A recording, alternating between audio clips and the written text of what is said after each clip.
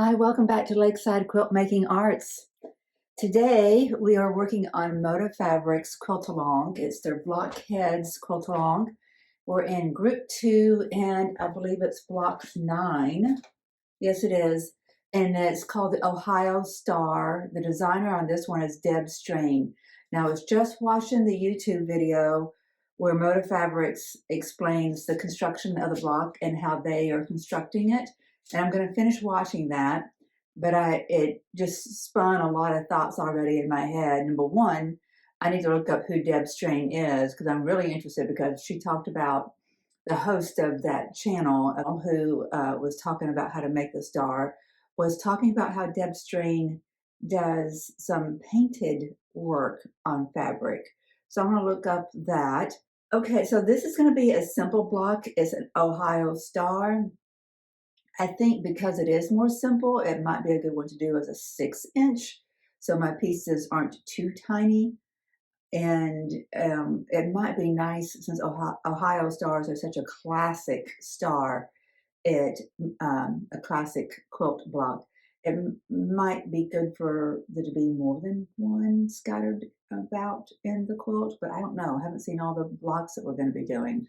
So anyway, I think it's going to be good to do it as a 6-inch. Now I was just having a thought. I was staring at my blocks because before I watch more of this, I want to start generating my thoughts, right? Like they're already in there. So I don't want them just loosely flying around. I want to start curating them and kind of corralling them. So I was looking at, okay, how many units do I have? How many fabrics do I have?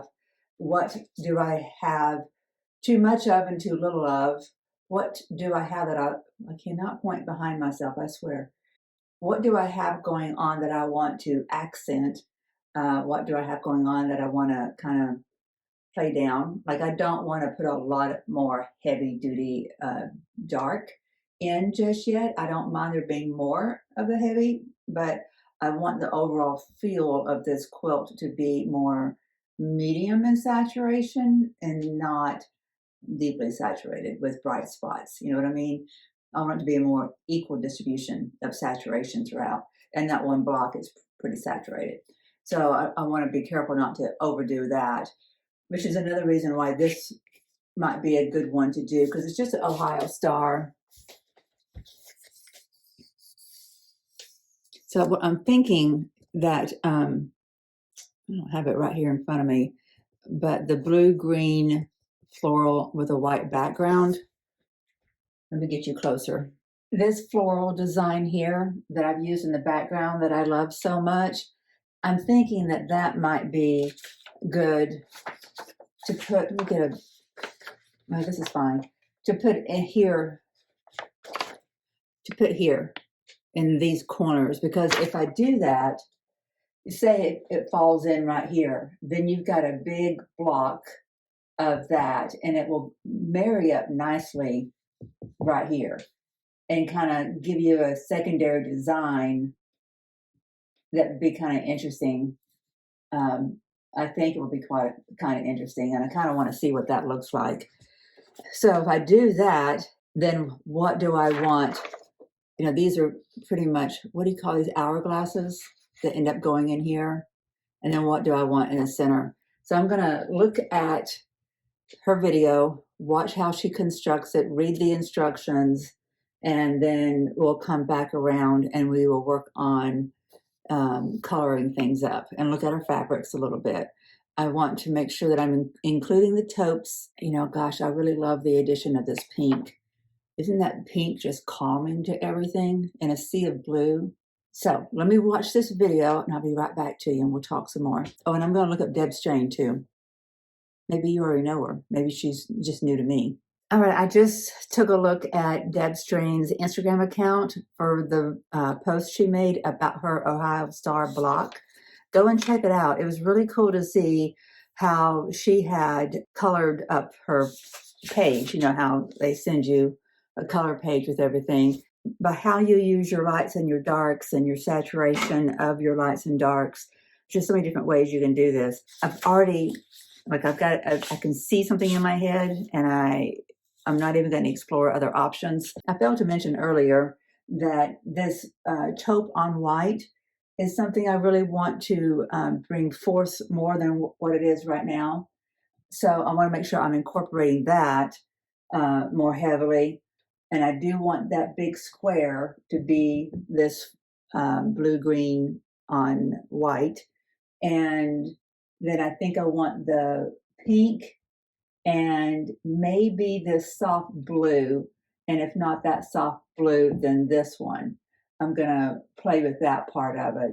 But I'm going to go ahead and color this up, and then I'll take a look at the rest of the video where she's talking about how she's working it. But the instructions are so easy. I mean, I don't have to watch the video, but I want to watch the video to see what tips she's adding in there, because I heard her mention a ruler, a specific ruler, and there was a comment down below where somebody said they owned that ruler, but they'd not been using it, and so they were appreciative of the reminder about it. I want to see what that's all about too. So first things first, let's color this baby up. I don't know about you, but one of my favorite parts about this MODA quilt along is that I get to use my colored pencils. I like using the bigger one. Let's see, what was it I was thinking? I was saying blue, that blue-green. Let's see what this one is. That's kind of how I depict that floral one. Okay. And it's more heavily filled in than what I'm depicting, so let me add a little bit. Okay, so I did that, and I think I was considering my B points being the pink. Let's see if we like that. It's a pretty soft pink. I think that's important. Oh, that's not pink at all. I think it's important to depict that the best I can. What was I doing for C? Did I want this to be the same? I need to look back and see at some of those pictures, but I know that I was thinking pink here, so let me go ahead and put my pink in. That's good and light, like my pink is.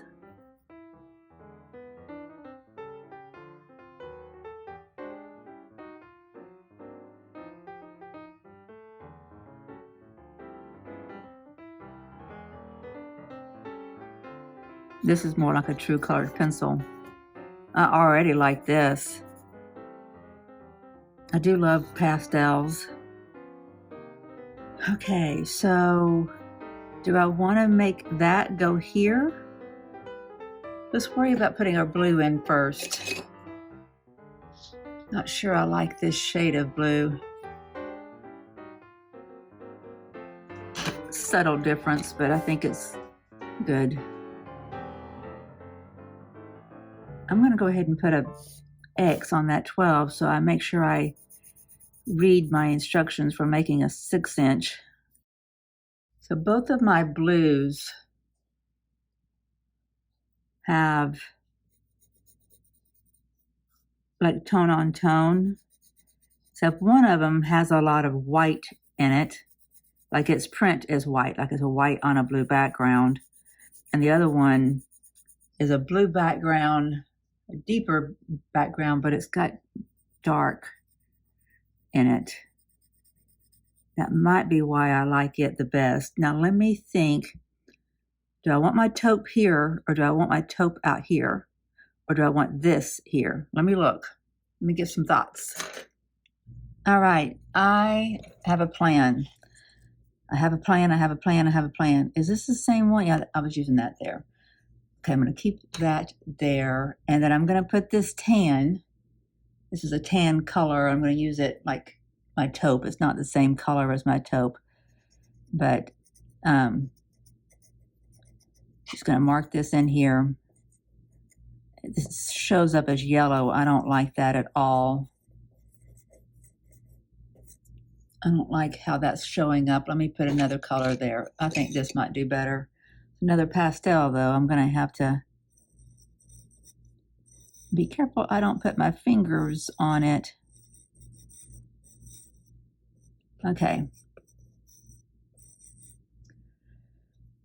Okay, I like how that will be kind of busy in the center, light and busy. And then I am going to take this, which one did I use? It was this one. I am going to take this background and use it for all of the background. Let me think about how that's going to look when it's up against the other blocks though. Yeah, let's do it. I'm going to be using up this fabric before long.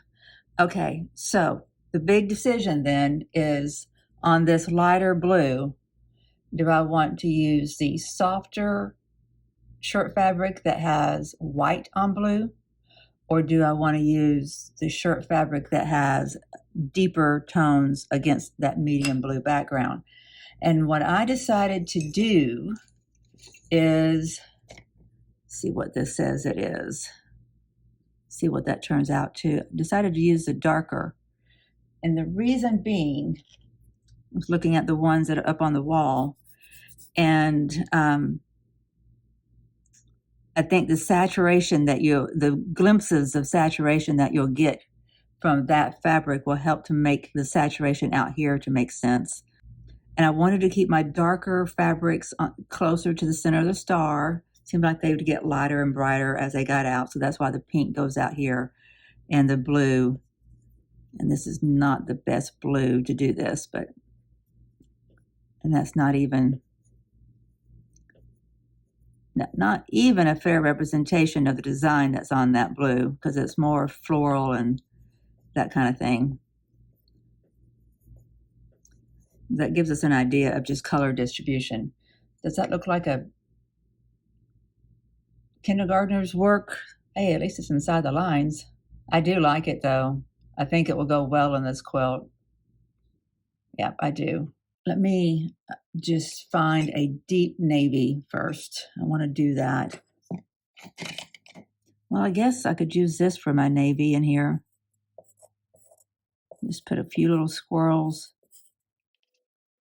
Yep, that's gonna work. That's what we're doing. That's what we're doing. Okay, I finished listening to the video, or kind of watching, but mostly listening to the video while I cut out my units. And some are still over there on the cutting table and some are up here on the design board. Since there's not that many, I didn't, bother filming that for you, because this is super easy, which is delightful. Delightful. I like big impact with a little effort, especially after the one I did yesterday for the Quilt Shows block of the month. Kind of took me longer than I thought it should, and then I had computer problems, and so I stayed up too late. Yeah, managing all the video content on my computer is something I'm going to have to figure out how to do. It could easily overwhelm a computer, so I had to do some clean out. And that took me a little bit, so I'm glad today is going to be a little bit easier and we'll have a block. But what I was going to say is that she represented two different rulers. One is for making the half square triangles, and the other one is for squaring it up. And I can see where if you're doing a quilt that's heavily made out of half square triangles, where those rulers would be greatly helpful. It's not a deal breaker for doing this block at all. We all have done half square triangles. If you're brand new and haven't, don't worry. You can use your typical rulers and actually demonstrate all that on this video. That's a good idea. It's not a deal breaker. You don't have to have those rulers that they represent there. But if you're doing a quilt where it's just heavily made out of half square triangles, and you need to make them as quickly as possible. You need to make several at a time, and you want accuracy.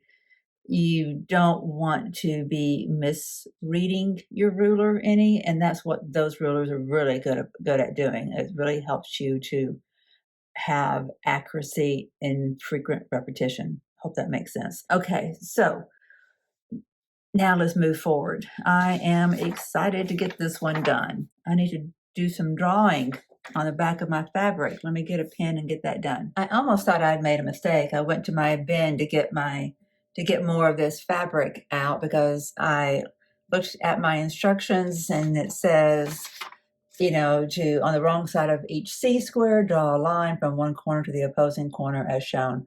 So I go to the front. I'm working with B and C. Which fabrics is that?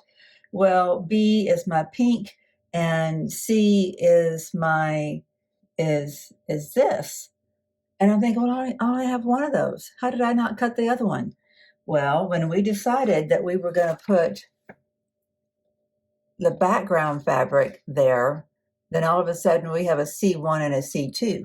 And I failed to put that on the front. So I have a C1 and a C2. So I'm writing down, show you what I'm doing. So I'm just making the note that C1 is that, and C2 is more of the A fabric. So I have a visual reminder. It's easy to get, as simple as this one little block is, it's easy to confuse yourself as you're thinking about multiple things, and all the thoughts fill your head and get to thinking about one aspect of it over another. First things first, I'm going to make sure that I have everything pressed well, trying not to stretch things, kind of lifting and setting it down. I have a major stretched bias seam on one of my units for one of my block of the months for the Quilt Shows pick a petal. I always want to say pick a pearl, and I don't want to do that again. Okay, so this is my C1 and C2, and I need to draw a line. Let me get a longer ruler. On this fabric, it is really hard to discern which side is the right side and which is the wrong side. What does that mean when the fabric is like that? Because this is definitely like the ink is on that side and not that side, and it doesn't bleed through as much. But something in the production of this fabric, and it's a much thinner fabric, that's the back side and that's the front side because it's just more saturated. So why does it bleed through on this fabric and not this one? And on this one, it's much thinner. Is that the only reason it's bleeding through? Or is it just part of the production process? So this 3.5 inch by 3.5 by 6.5 inch ruler is so well used in my studio. Do you have a go-to ruler as well? For doing longer cuts, somebody told me about, see how that's wanting to move around? Stop that. Somebody told me about a ruler that I need to get for doing longer cuts. And I forget the name of it right now and the name of the person who recommended it. But it has it's not really suction cups, but it's got little holes along the length of it. And when you push down, it kind of grabs the fabric. So that fabric's not sliding. The whole thing is sliding. The fabric and the ruler on top of it could slide, but they're going to slide together. I'd like to try one of those out. I may get one someday, but right now I'm going to get more organization and things like that and maybe a different iron and all kinds of other things. Priorities. Okay, I'm going to put these together. One pink, put this on top of one of my pinks. Put this on top of another pink. And I'm going to do a scant 1/4 inch on either side. Be right back.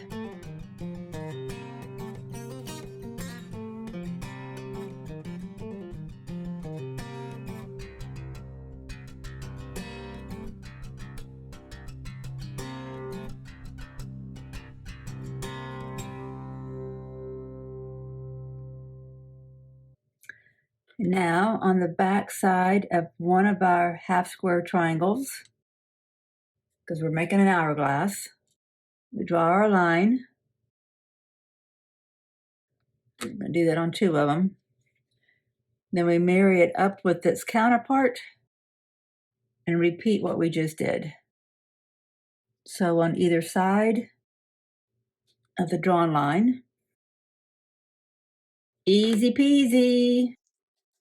So, do we put it together like that?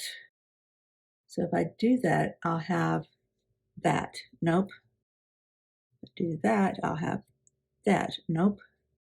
If I do that, draw a line. Yes, that's what I want. Okay. All right. So what did I do here? Okay, so you put your pinks on opposite sides. So like that. So that way when I put my stitch line right there, that's what I'll get. Okay. I'm going to do a proper lineup and put some pins in that and sew it up. Okay. Give it a good press. And I hope these trim up nicely because it looks like there's some extra fabric involved. When you sew a scant 1/4 inch, do you end up getting basically a heavy 1/8? Because that's what I get. And this is the only time I do a scant 1/4 is when I'm doing a MODA blockheads. It's kind of frustrating to me. I like exactness.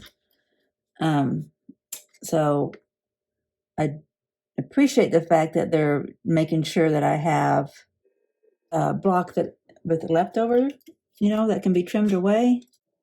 But I kind of feel like we should cut it bigger and not have an ambiguous sewing seam allowance. Okay. Oh, it's pretty. Can you see that? It's pretty. Before I press it, I just want to make sure I'm going to have, yep, I'll have plenty. Yay. Oh, good. I was getting scared. It was getting so small. All right, let me get this pressed and we'll take a look at it. Really like this tool. I keep on mentioning it, but it's just a pecan peeler. Not peeler. Maybe. It pulls the meat of the nut out from the shell. So it's blunt, so it's not going to really mess with your fabric. And it's got a curved edge that's flat enough, but it's curved all the way around and curved that way. So it works out well for this right here.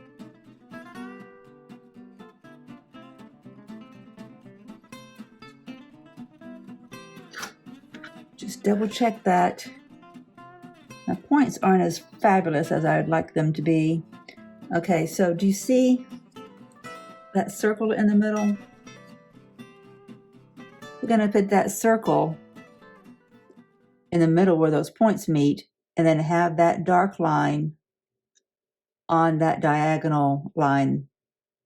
And when I'm laying it down, I'll get it more lined up, of course, and then I can square it up. Let's get the rest of these opened. Those points look a little better. I will say this one fabric right here is so thin, it being inconsistent to the others makes it, the behavior of the units, a little more unpredictable as you're handling them.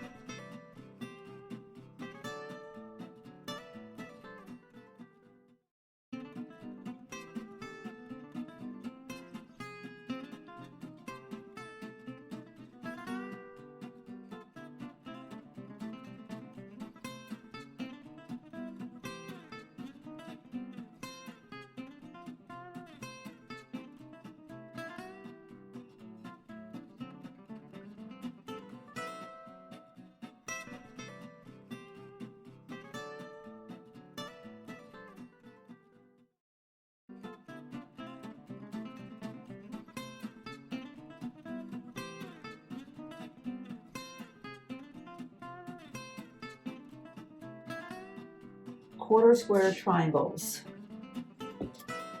Hourglass is what it's giving us. Pull that just a little bit. Get that lined up. Yeah.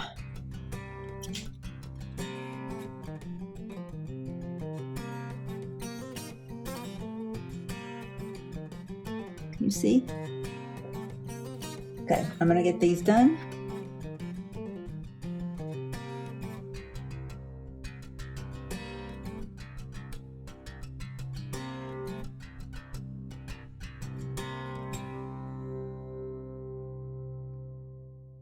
points out here need to line up too on those seams, and that looks good. Slightly off here, but not bad. Like 32nd of an inch. I'll take it.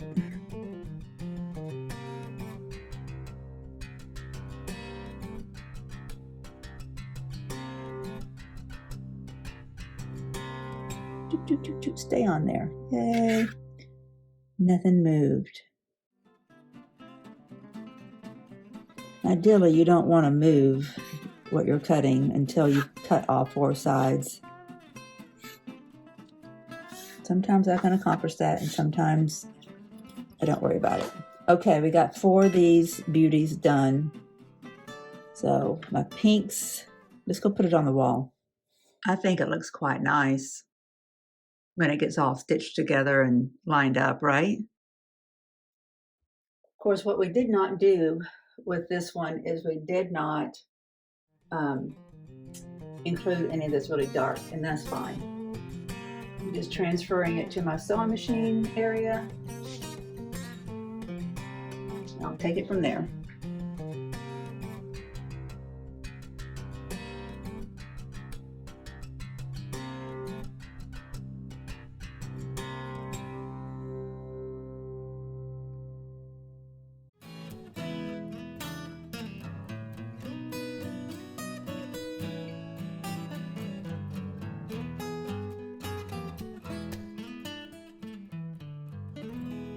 Going to put pins on either side to hold that firmly where it belongs, and then sew my scant 1/4 inch right down there.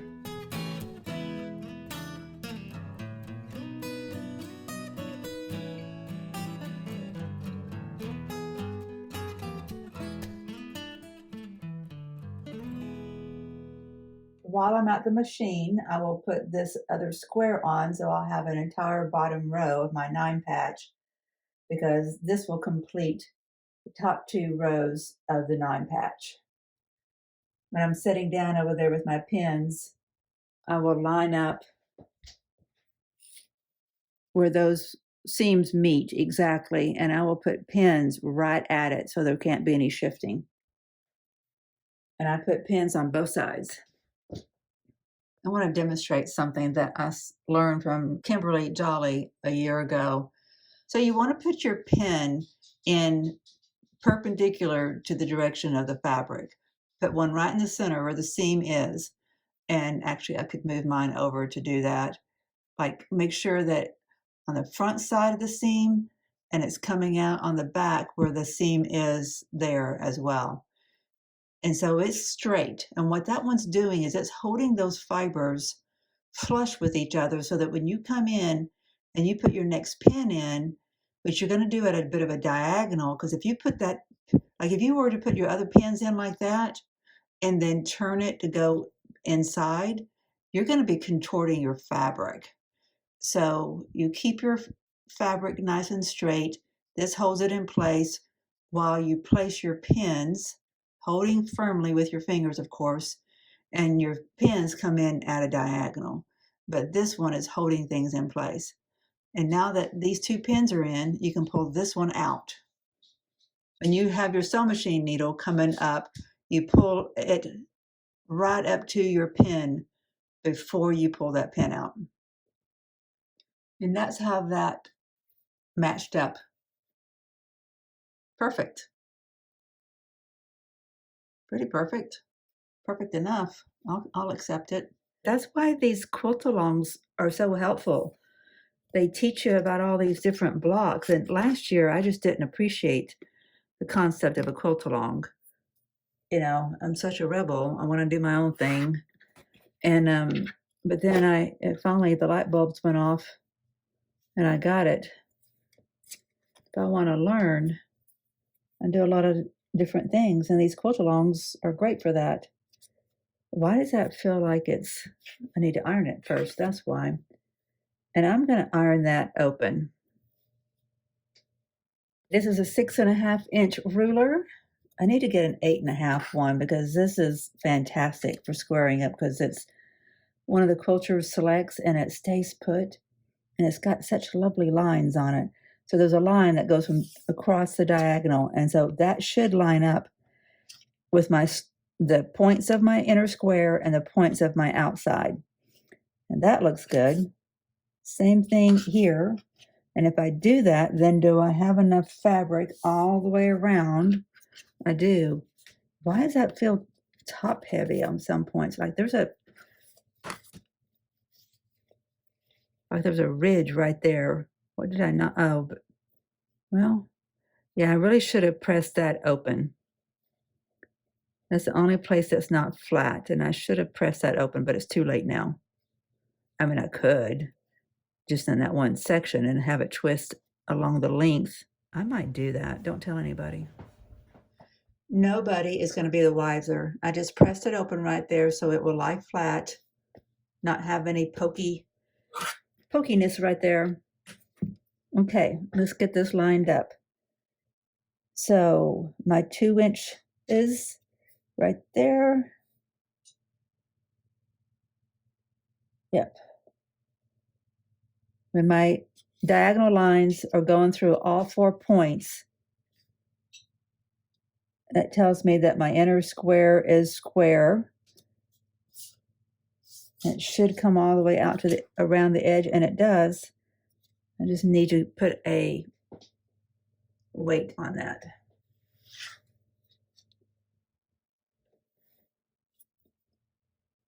Okay, so there is literally nothing over here to cut, like nothing, which is great.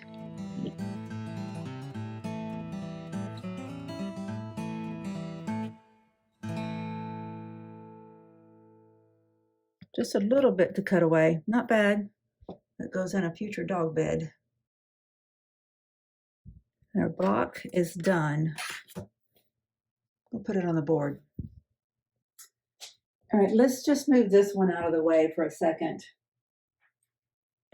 just so we don't confuse our eye. This is not going to be a final layout. This is not resembling any future setting for all these blocks. I do like the block. I'm a little hesitant if this was the right choice, if this taupe was the right choice. It's not bad, that taupe. I don't, the reason I wanted to put this background fabric here is I wanted to see what this did. I wonder here, it might work out better.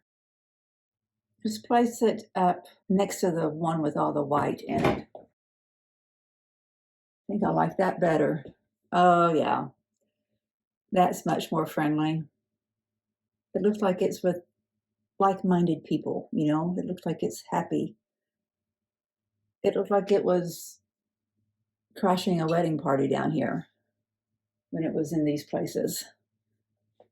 It looked like it stood out. There, it looks like it belongs.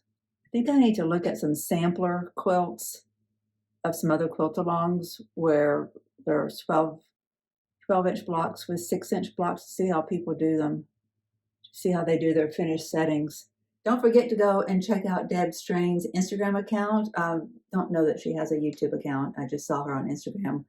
So that's it. That's our Ohio star added into our layout. I think I like it up there next to the bigger one with the pink in it. I hope you enjoyed today's video, and I appreciate you coming by to give me some of your valuable time to watch this video and to watch what I'm doing here at Lakeside Quilt Making Arts. I enjoy every bit of this. I enjoy connecting with you all, and I'd love to show off some of your blocks from MODA Blockhead. If you're working on this quilt, please send it to me and let's do like a little quilt parade. I'd love to see everybody's projects.